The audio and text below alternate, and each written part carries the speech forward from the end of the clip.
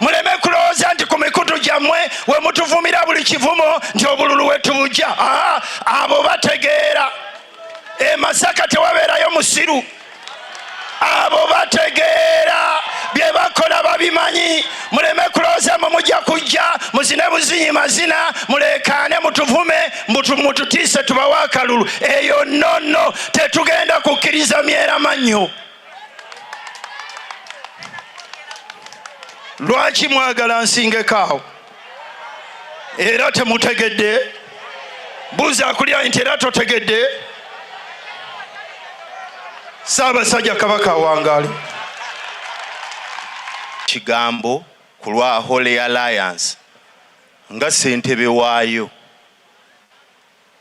Basebo ne bannyabo, katono nnyo njagala okubabuulira lwaki Holy Alliance, lwaki twatandika omukago ogwo.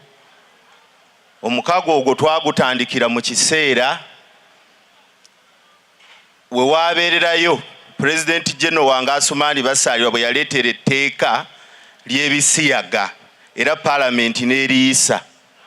Waliwo abantu bangi abanyiiga ne bagenda ku televisioni z'ensi ennene ne batandika okugamba nti etteeka eryo lyayisiddwa nga liyisibwa bo era etteeka eryo ligenderera ku targeting opposition.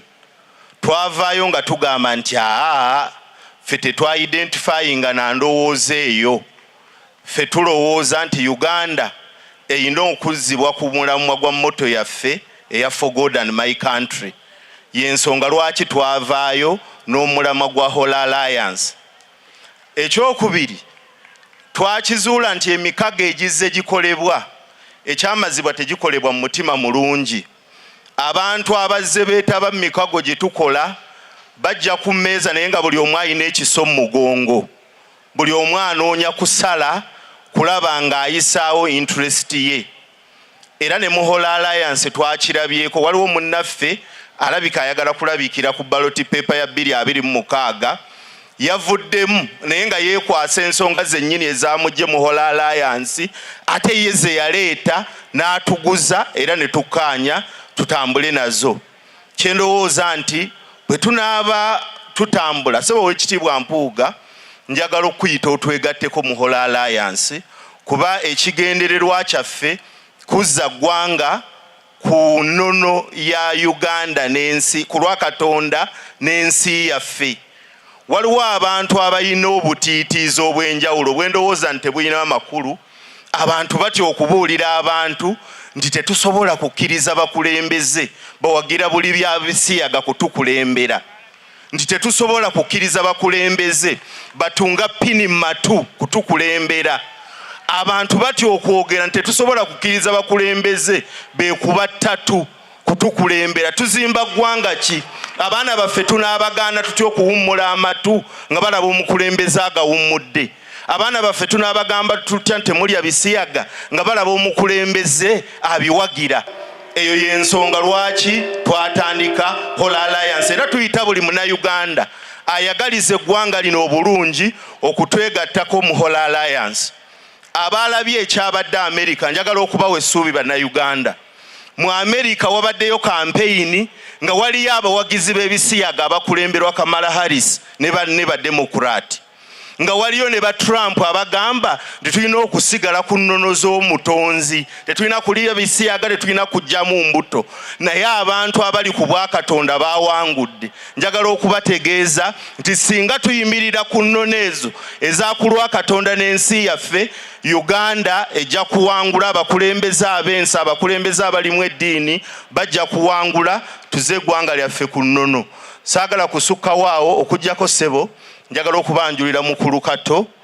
Mukulu Kato y'omu ku bakulembeze b'ekibiina kye bayita Umoja.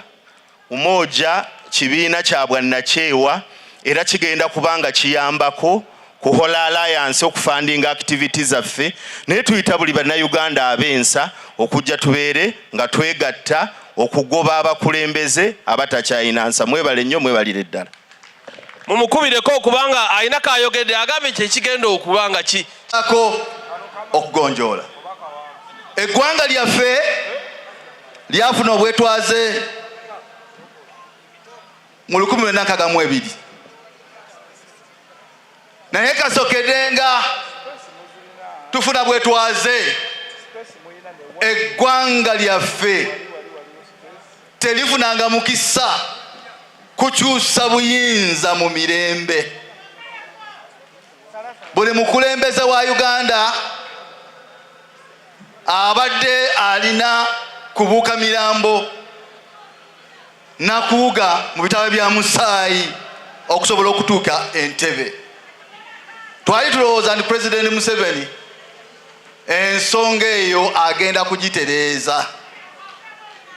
Kyannaku nnyo nti President Museveni emyaka 40 Kasokedde ng'atuula mu ntebe talowoozangako yadde okuteekawo emiwaatwa n'emiramwa egije egy'okukyusa obuyinza nga buva mu ye nga budda mu president omulala atali ye.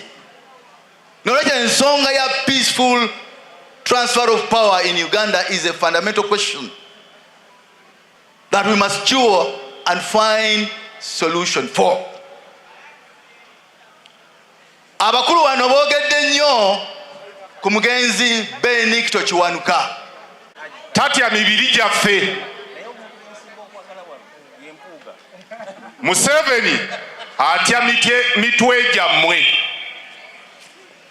Era njagala kitegedde kigambe munno, Museveni tatya mubiri gwo.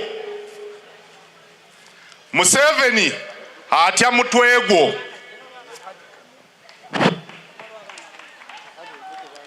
Era akulonda okuwedde kwamusanyusa nnyo, kubanga emitwe gy'atya gyakendeerako ne kugenderako emibiri egitaliiko mitwe gy'atya.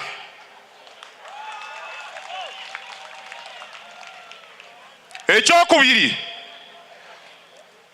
emitwe gy'atya okumwesimbako gyakendeerako ne kugenderamu emibiri egitalina mitwe gy'atya. Oba omutegeerawo? Museveni ffenna baatya atutyako mitwe si mibiri gyaffe. Talina kifo ky'atayagala kibeeremu muntu nga constituency yagitondawo, naye alina emitwe gy'atayagala gibeeremu okumutawaanya. N'olwaleero emitwe egimutawaanya nga giri mu bifo yagitaddeko dda abagimuvumira afune emibiri nga si mitwe.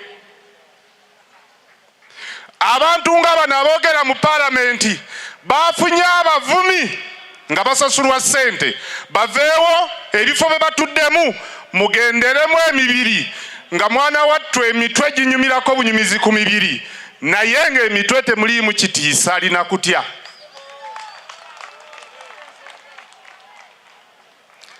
N'ekifo kyatuddeko ekyobwa pulezidenti bw'awulira bampuuga nga batandise okusituka atandise okutalaatala, kubanga ababaddeko gye balaga tebamanyiiyo, we bali tebamanyiiwo, ne we baali tebamanyiiwo, balowooza nti baatuuka. Ekiseera kituuse tufune abakulembeze abatukulembera mu lutalo nga bamanyi batukulembera mu lutalo, so si abali comfortable mu kutukulemberera awo. Kyemuva mulaba nti omuntu bw'agenda mu paalamenti n'aleeta enkyukakyuka eziyinza tusobozesa omusajja okumumegga, abeefuula nti bavuganya gwe twagala okumegga be basooka okumutema enteega. Bali comfortable ne we bali. Actually, n'okuga nti bali comfortable mbamba taddeko emitwe ne we bali tebategeerawo. Omuntu yayita pulezidenti wa ggwanga nga teyalayira n'asigala ng'anyumira mu ekyo. Tulina okuva mu biboozi ebitufuula comfortable nga tuli ku lutalo olufiiramu bannaffe. Bw'oba oli pulezidenti w'ensi, lwaki tota pulezidenti be yasiba? Ne we bali.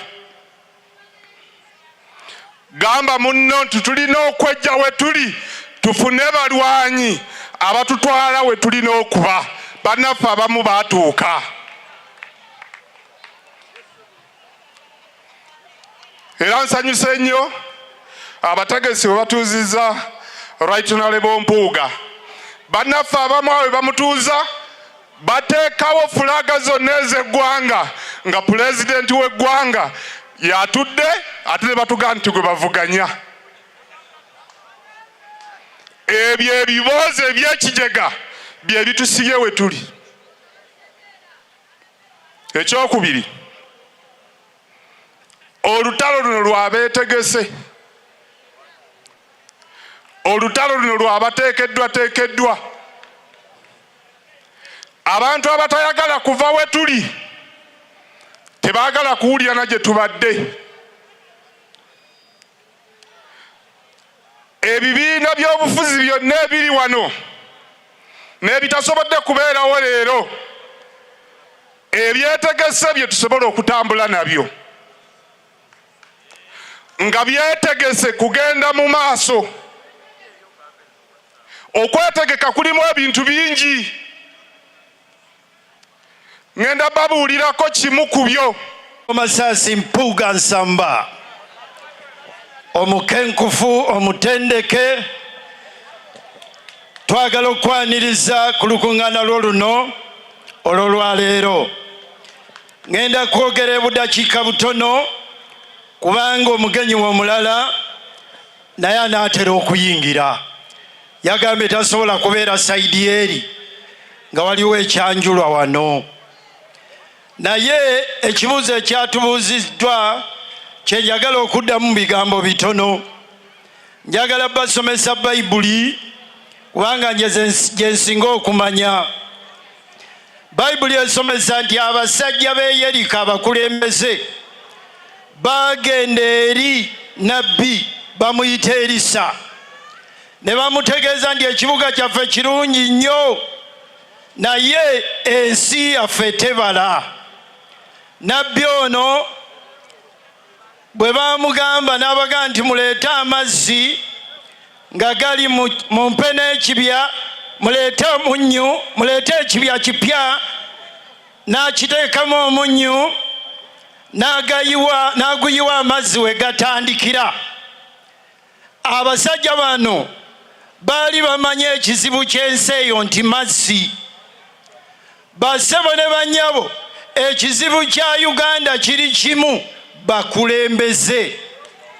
Uganda terina kizibu kirina ekizibu kimu.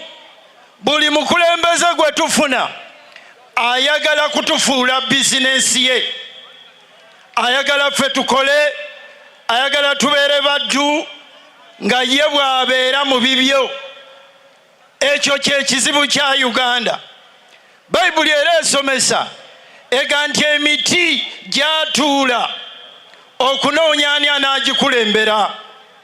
Bayibuli ega nti emiti emizeituni, emizabbibu ne gigaana obukulembeze paka bwe baalonda omweramannyo.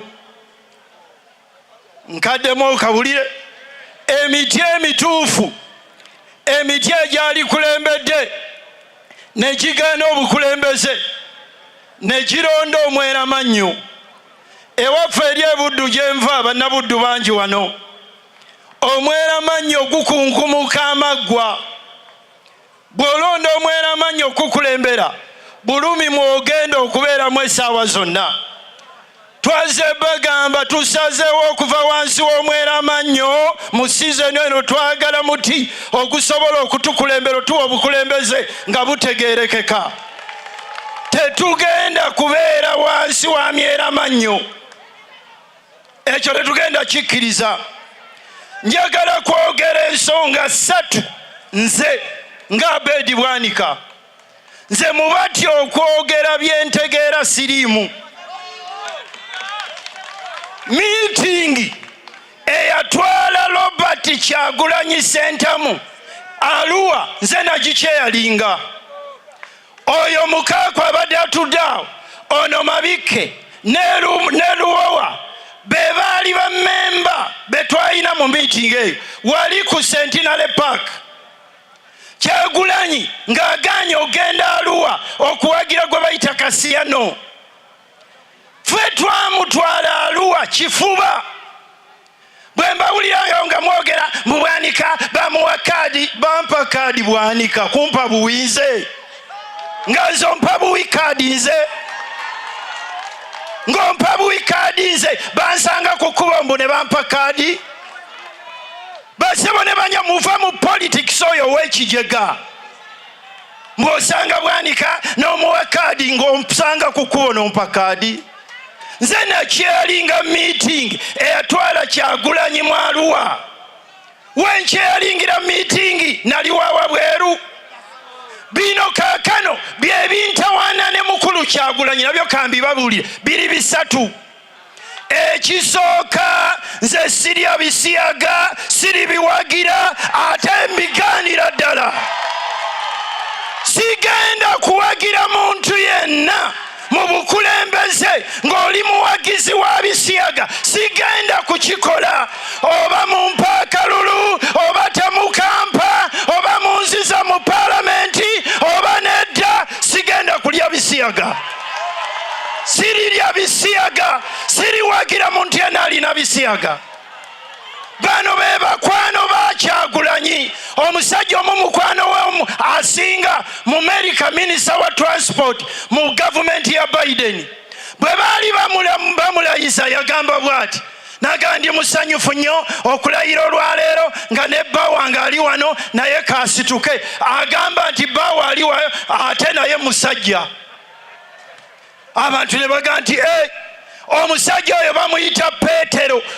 Erinnya lye erimu ly'Ekijamani ye Peti. N'eri erinnya lye oyo yatambuza abanuupu mu Amerika yonna. Sigenda kulya bisiyaga. Sigenda kuwagira bisiyaga.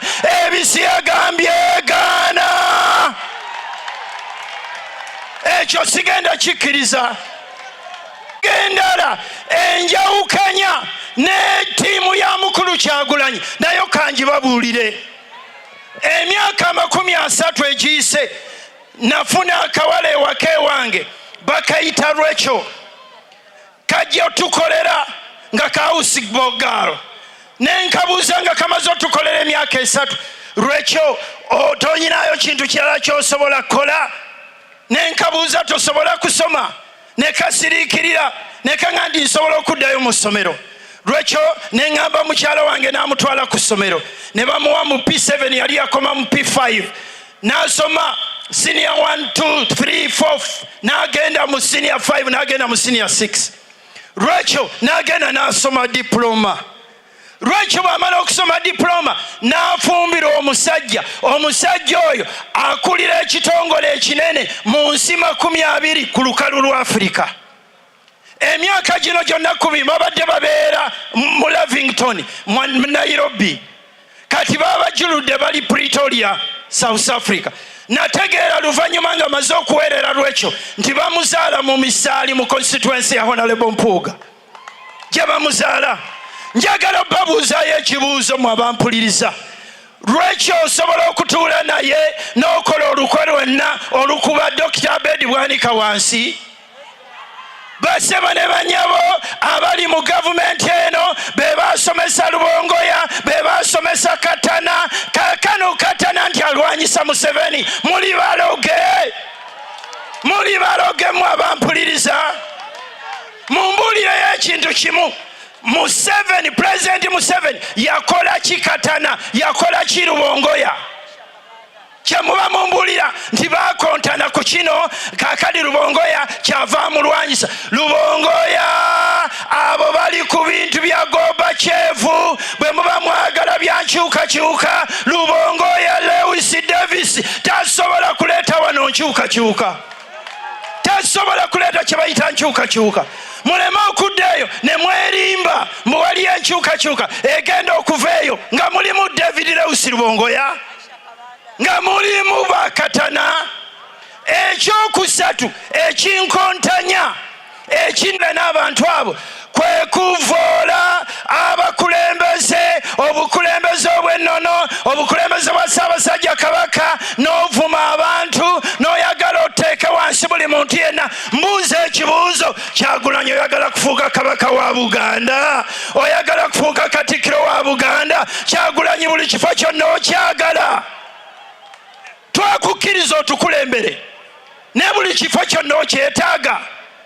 Basebo ne banyabo, ensonga nina 10 olwaleero nsazeewo babulirako 3.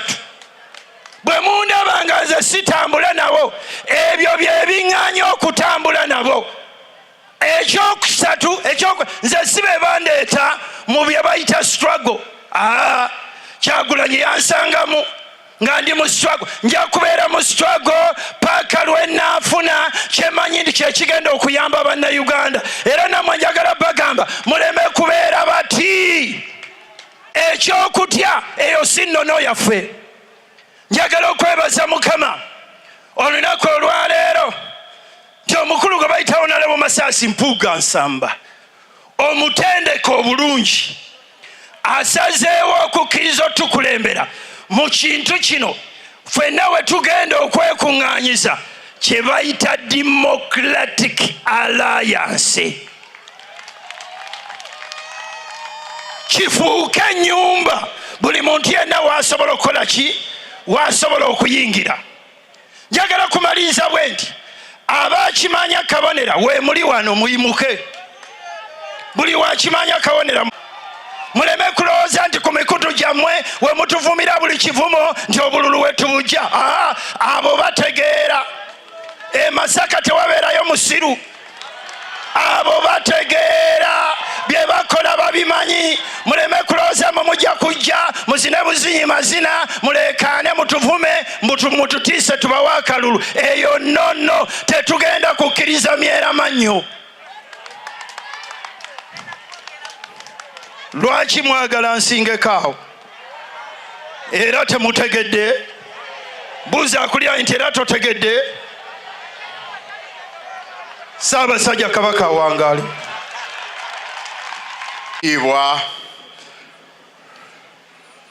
Just allow me, for the benefit of our colleagues from northern Uganda, eastern Uganda, Bunyoro, Kitara, Toro, and Ankole, to address this gathering in English.